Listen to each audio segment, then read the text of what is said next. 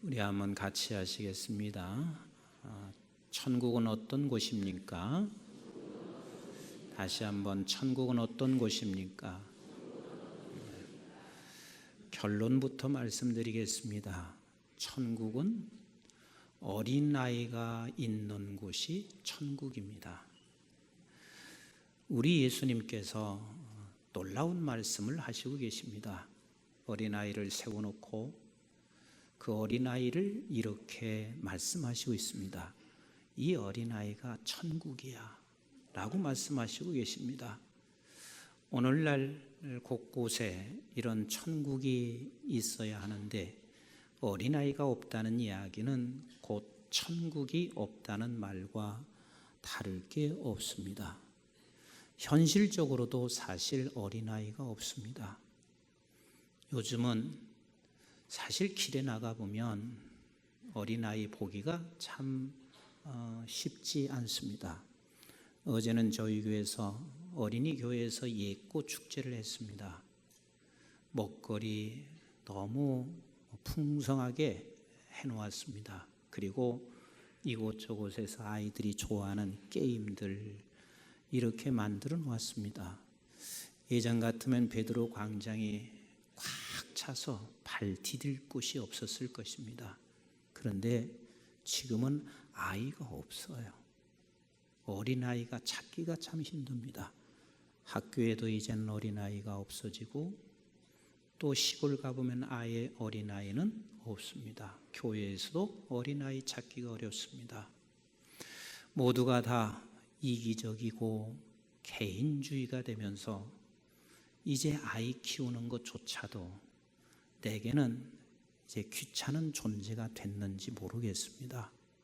아이 낳는 걸 다 꺼려하고 있습니다. 참 이게 슬픈 일이 아닐 수가 없습니다.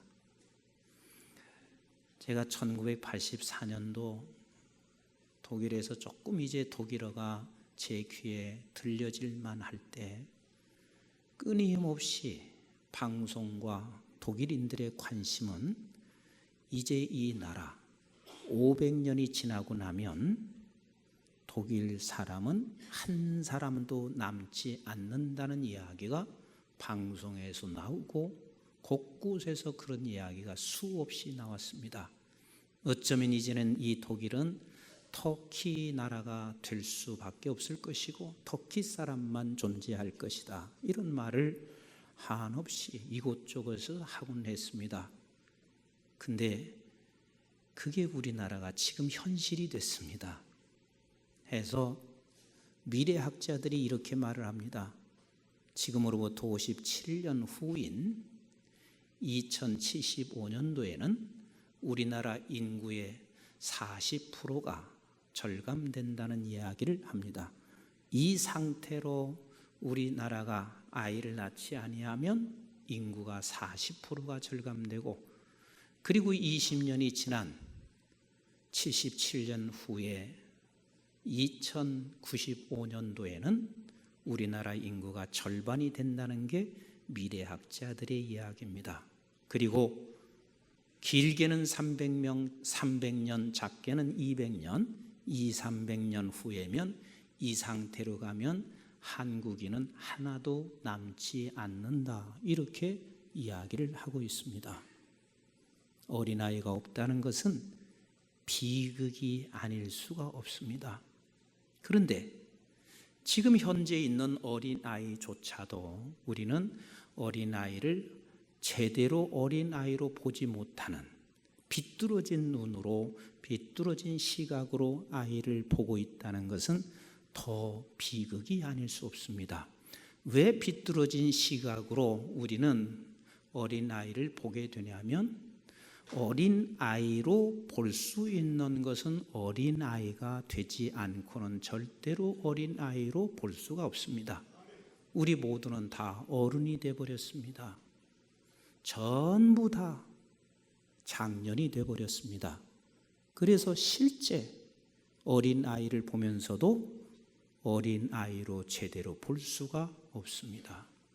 그런데 예수님께서는요, 이 세상에 오셔서 어린 아이를 보시면서 주님이 뭐라고 하시냐면 이렇게 말씀하시고 있습니다. 어린 아이를 보시면서 천국이 저 어린 아이다. 같이 합시다. 천국이 저 어린 아이다. 그러니까 예수님은 어린 아이를 보시며 천국을 보시고 있습니다. 천국을 보십니다. 놀라운 눈입니다. 우리가 너무 잘 알고 있는 발명가 에디슨이 있습니다. 에디슨은 평생을 불행하게 살아온 사람입니다. 왜냐하면 학교에서 선생님이 에디슨을 쳐다보니까 얘는 학교에 있을 애가 아니요, 말썽만 부리는 아이요. 그래서 선생님은 에디슨을 퇴학시켜 버렸습니다. 더 이상 학교를 다닐 수 없는 에디슨은 신문팔이를 하기 위해서 기차에 올라탔습니다. 그리고 기차에서 신문팔이를 하고 있을 때 기차 차장도 에디슨이 귀찮은 존재였습니다. 그 아이를 잡상인, 단순한 잡상인으로 보고 기차 차장이 에디슨의 따귀를 올려쳤습니다. 그 올려친 따귀가 결국은 에디슨의 일생을 청각장애로 만들어서 들을 수 없는 자가 되어버리고 말았습니다. 그러면 남만 아이를 그렇게 보았느냐? 그렇지 않습니다. 부모들도 아이를, 다 어른이 되어버린 부모는 아이를 아이로 볼 수가 없습니다. 우리가 너무 잘 알고 있는 천재 물리학자 뉴턴, 어쩌면 뉴턴이 없으면 중력이라고 하는 어마어마한 이론을 만들어내지 못했을 것이고, 중력이라는 이론이 없이는 물리학의 기초를 세울 수도 없었을 것입니다. 뉴턴 어머니는 뉴턴을 보면서 날마다 하는 이야기가 너 같은 놈이 농사나 져야지. 그리고 부부관계가 좋지 않으니까 결국 이혼하면서 너희 아버지 농사꾼이야, 너도 농사꾼이나 할 놈이지. 결국은 늘 아이를 쳐다보며 농사꾼 이야기만 했습니다. 그리고 결국은 두 번째 아버지인 새아버지하고도 이혼하게 되고, 그리고 세 번째 결혼해서 살아가기 힘들 때마다 뉴턴을 향해서 농사나 질 놈 이러면서 결국은 학교를 못 나가게 만들었습니다. 이때 그나마 뉴턴을 제대로 본 교장 선생님이 어머니에게 찾아와서 어머니께 사정합니다. 이 아이 학교 좀 보내주세요.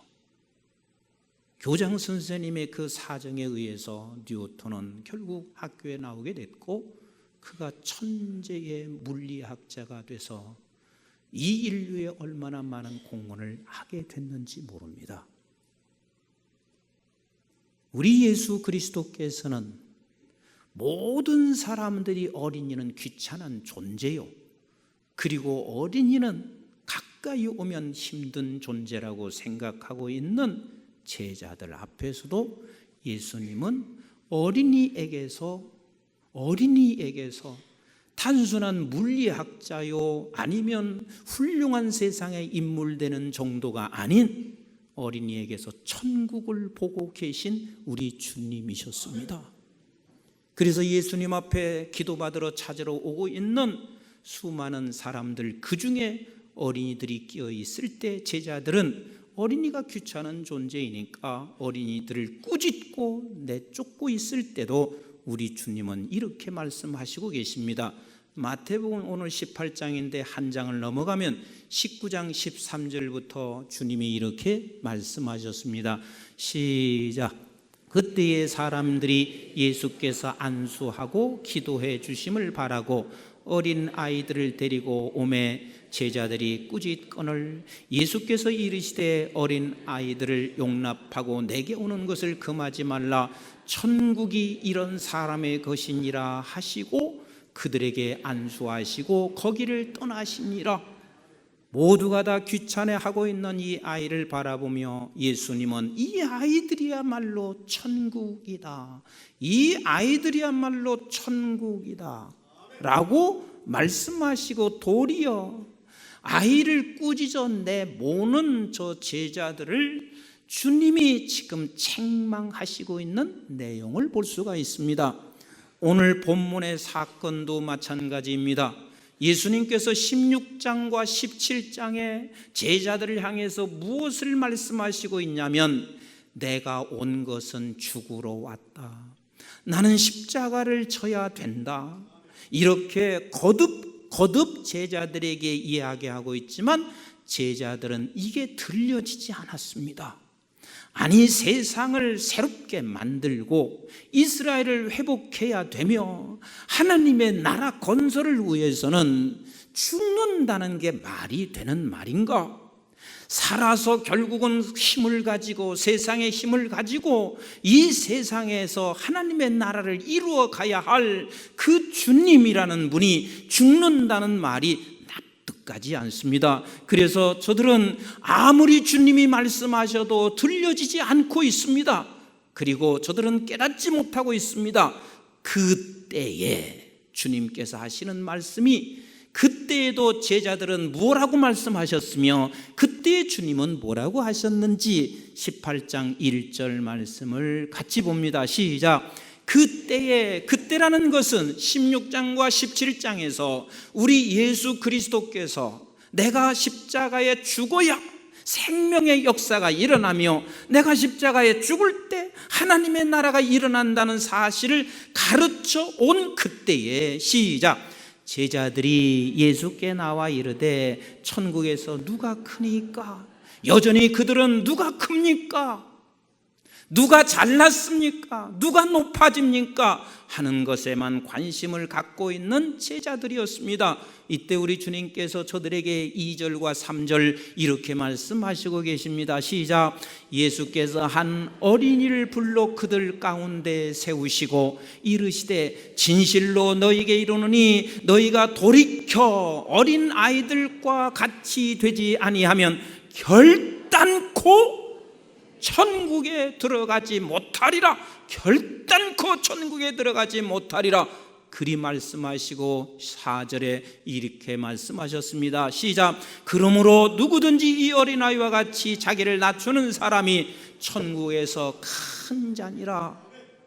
사랑하는 성도 여러분, 우리 주님은 어린이를 바라보시며 그것이 천국이며 그 어린이를 바라보시며 너야말로 천국을 이루어 하나님의 나라를 이루어 갈 자라고 말씀하시고 계신데, 도대체 주님이 본 그 어린이, 천국, 그 어린이는 누굴까? 어떤 어린이를 말하고 있을까? 우리는 보통 이렇게 생각합니다. 겸손하고 순수하고 순진한 어린이. 요즘 애들이 순수해요? 순진해요?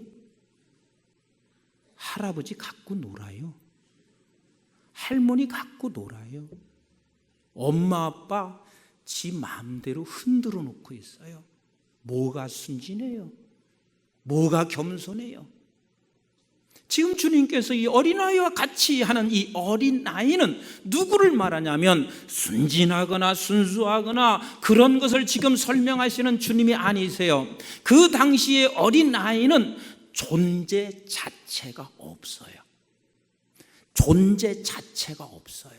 그래서 이스라엘 백성들이 민수기에서 보면 인구를 세는데 어린아이 꼈어요, 안 꼈어요? 안 들어가요. 여성분 껴요, 안 껴요? 안 껴요. 안 껴요. 누구만 인구에, 사람의 수에 들어가냐면 장년만, 남자만 사람의 수에 들어가고 있습니다.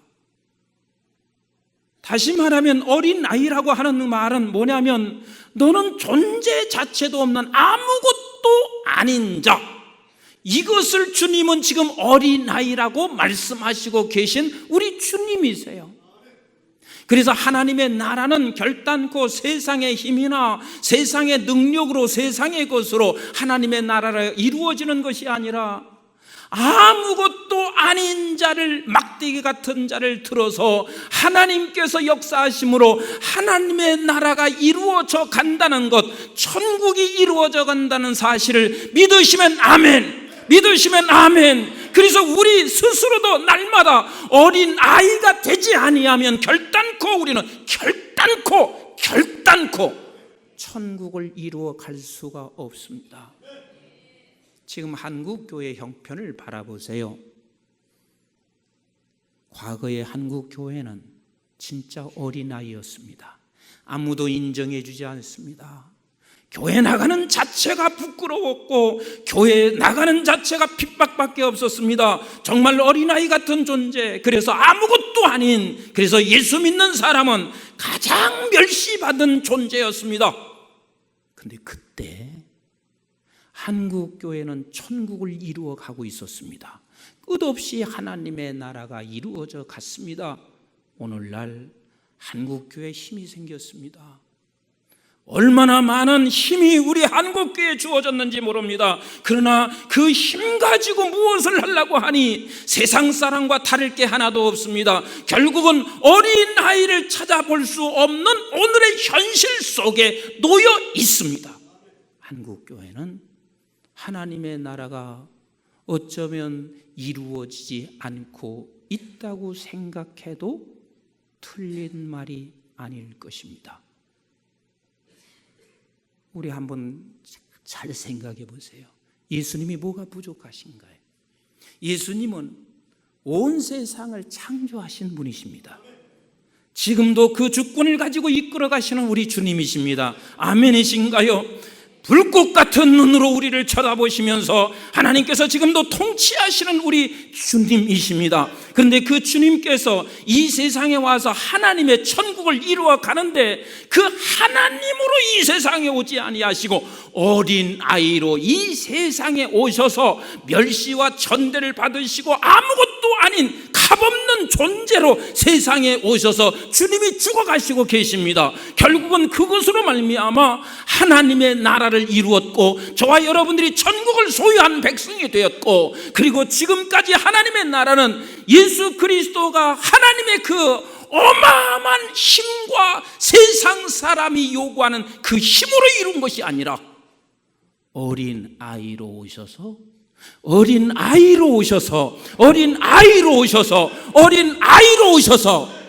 천국을 이루어 가셨습니다. 성경은 그것을 우리에게 너무 잘 밝혀주시고 있습니다. 우리 한번 이사야서 53장 1절부터 3절 같이 한번 읽어보실까요? 시작. 우리가 전하는 것을 누가 믿었느냐? 아무도 믿지 않지요. 하나님의 나라를 이루는 것은 그래도 세상의 힘을 가지고 있어야 하나님의 나라 이룬다고 생각합니다.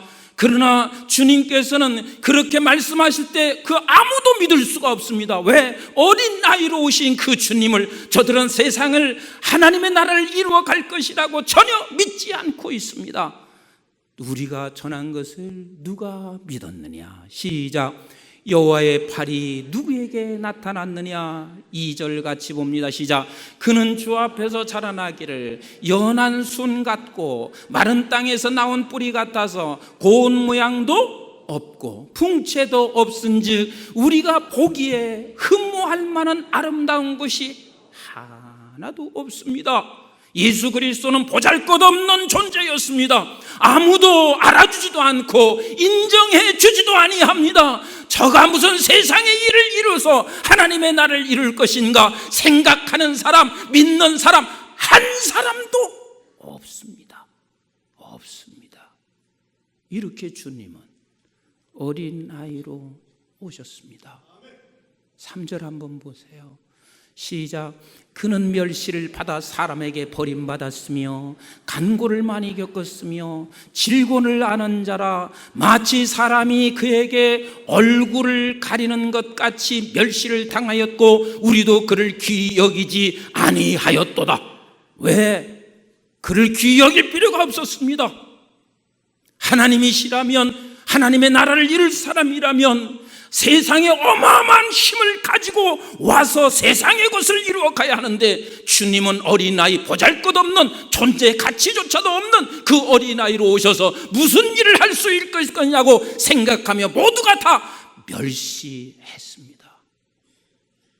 우리가 놓치지 말아야 할 게 있습니다. 하나님께서 우리에게 수천억을 주실 수 있습니다. 그러나 수천억을 가지고 있을 때도 내가 어린아이가 되어지는 것만이 하나님의 나라가 이루어질 수 있다는 사실을 놓치지 마셔야 합니다. 나에게 수많은 지식을 하나님께서 나에게 쏟아 부었다 할지라도 지식으로 하나님의 나라가 이루어지지 않습니다. 세상은 그렇게 말할 수 있지만, 그러나 하나님의 나라만큼은 끝까지 어린아이를 통해서 결단코 다른 것을 통해서 하는 것이 아니라 하나님의 나라만큼은 어린아이를 통해서만이 이루어져 갈 수 있어요. 가끔 저에게도 이런 전화를 걸어옵니다. 목사님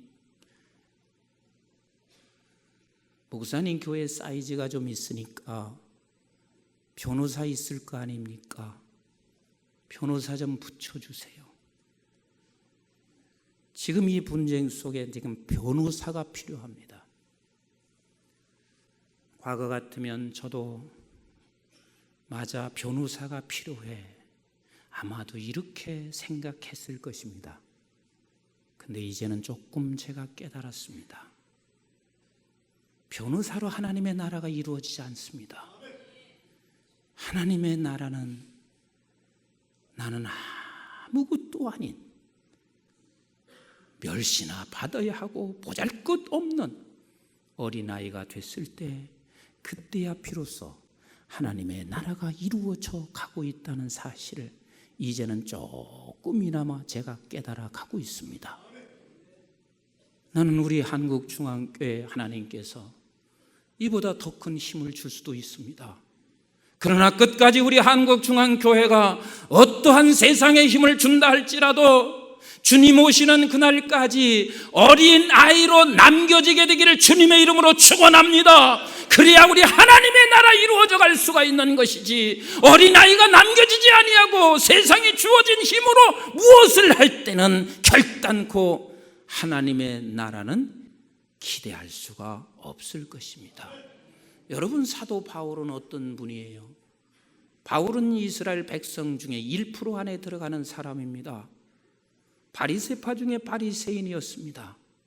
그리고 지금 해외에서 공부한 사람이 아닙니다. 2000년 전 해외에서 공부를 한 사람이요, 최고의 학문을 한 사람이요, 모든 것을 많이 겪은 사람이요, 그런 사도 바울, 자기가 가지고 있는 학문과 자기가 가지고 있는 힘으로 하나님의 나라를 이루어가는 것이 아니었습니다. 그래서 사도 바울을 통해서 고린도 교회를 향하여 말씀하신 우리 하나님의 말씀을 한번 보실까요? 고린도 후서 11장 29절 30절을 같이 한번 보겠습니다. 시작. 누가 약하면 내가 약하지 아니하며, 이게 무슨 뜻이요? 누가 어린아이면 내가 어린아이지 아니하겠느냐? 시작. 누가 실족하게 되면 내가 애타지 아니하더냐? 30절. 내가 부득불 자랑할진대 내가 약한 것을 자랑하노라. 그가 힘을 가지고 있는 없는 사람이 아니라 그에게는 실력이 있습니다. 힘도 있습니다. 그러나 그거 가지고는 결단코 자기 자신에게도 하나님의 나라가 이루어질 수 없다는 것을 알고, 그거 가지고는 결단코 하나님의 나라를 이룰 수 없다는 사실을 그는 너무 절실하게 깨달은 그가 내가 오히려 약한 것을 자랑하는다, 나는 지금 아무것도 못하는 어린아이 같은 그 자신을 자랑하노라. 왜냐하면 그것으로 말미암아 그때만이 하나님의 나라가 내게로부터 다른 사람에게 이루어질 수 있기 때문에 그렇습니다. 하나님의 나라는 세상의 방법과 세상의 것으로 이루어지는 것이 아니라 하나님의 나라는 하나님이 이루어 가시는 것. 그래서 우리는 어린아이가 될 때만이 하나님의 나라가 이루어져 갈 수가 있습니다. 다윗 한번 보세요. 다윗이 무슨 잘못이 있어요? 그러나 다윗을 죽이기 위해서 사울은 3,000명의 병사를 이끌고 다윗을 죽이기 위해서 쫓고 있습니다. 이때 다윗은 엔게디 광야에서 굴 속으로 들어갔을 때 그때 한번 심정 생각해 보세요. 구름대 같이 수많은 병사가 자기를 추적하고 있는데 자기는 굴 속으로 들어가 있습니다. 굴 속에 들어가 있습니다. 이때 사울이 뒤를 보러 그곳에 들어왔습니다. 절호의 찬스입니다. 절호의 기회입니다. 이제 이 사람을 죽일 수 있는 절호의 기회이고 그 절호의 찬스를 지금 내가 그것을 써서 이를 죽이면 나는 왕이 될 수 있고 더 이상 쫓겨다니지 않을 수 있는 그런 상황을 만들어 놓았습니다. 얼마나 지금 이 사울이 완전히 그 굴 속에서 아무것도 모르고 있냐면 다윗이 옷자락을 피워낼 수 있을 만큼 그 정도에도 지금 사울은 못 깨닫고 있습니다. 다윗이 있다는 사실을 모르고 있습니다. 이거보다 더 확실한 찬스가 어디가 있어요? 근데 그때 다윗이 뭐라고 하고 있습니까? 사무엘상 12장 우리 한번 24장 1절부터 같이 한번 읽어보겠습니다. 24장 1절 시작. 사울이 블레셋 사람을 쫓다가 돌아오며 어떤 사람이 그에게 말하여 이르되 보소서 다윗이 엔게디 광야에 있더이다 하니 사울이 온 이스라엘에서 택한 사람 3,000명을 거느리고 다윗과 그 사람들을 찾으러 들염소 바위로 갈새 길가 양의 우리에 이른즉 굴이 있는지라. 사울이 뒤를 보러 들어가니라. 다윗과 그의 사람들이 그 굴 깊은 곳에 있더니 다윗의 사람들이 이르되 보소서 여호와께서 당신에게 이르시기를 내가 원수를 내 손에 넘기시리니 내 생각에 좋은 대로 그에게 행하라 하시더니 이것이 그날이니이다. 지금이 바로 찬스란 말이에요. 하나님께서 내게 주신 찬스란 말이에요. 그날이니이다 하니 다윗이 뭐라고 하고 있는지 보세요. 시작. 다윗이 일어나서 사울의 겉옷자락을 가만히 베니라. 그리한 후에 사울의 옷자락 뱀으로 말미암아 다윗의 마음이 찔려 자기 사람들에게 이르되 내가 손을 들어 여호와의 기름 부음을 받은 내 주를 치는 것은 여호와께서 금하신 것이니 그는 여호와의 기름 부음을 받은 자가 됨이라 하고 다윗이 이 말로 자기 사람들을 금하여 사울을 해하지 못하게 하니라. 사울이 일어나 굴에서 나가 자기 길을 가니라. 자기 길을 가니라. 지금 이 절호의 찬스에서도 다윗은 그냥 어린 아이가 됐습니다. 힘을 쓰지 않고 있습니다. 힘을 쓰지 않는 이유가 있습니다. 다윗이 지금 이 절호의 찬스에서 힘이 없는 게 아니라 힘을 쓰지 않는 이유가 있습니다. 그 사울을 바라보며 기름 부음 받은 자인 것을 보고 있습니다. 기름 부음 받은 자인 것을 보고 있습니다. 우리는 지금 이 세상의 수많은 사람을 바라보며 예수 그리스도께서 그 어린이에게서 천국을 보듯이 우리도 그 모든 생명들을 바라보며 천국을 볼 수 있어서 하나님이 힘을 쓰도록 맡겨드리는 것, 이게 어린아이입니다. 2장을 넘어가면 십광야라고 하는 곳에 또 이런 찬스가 찾아오고 있습니다. 이 십광야에서 여전히 지금 다윗을 죽이기 위하여 추격하고 있는 저들, 그런데 저들이 깊이 잠들게 하나님이 하셨다고 말하고 있습니다. 얼마든지 저들을 죽일 수 있는 절호의 찬스였습니다. 그러나 다윗이 아비새를 불러서 그곳까지 들어가서 저들 앞에 섰고 저들이 있는 곳에 있는데도 불구하고 저들은 다윗과 아비새가 온 줄도 모르고 있습니다. 얼마나 깊이 잠들었는지 우리 한번 사무엘상 26장 8절부터 같이 한번 읽어보도록 합니다. 시작.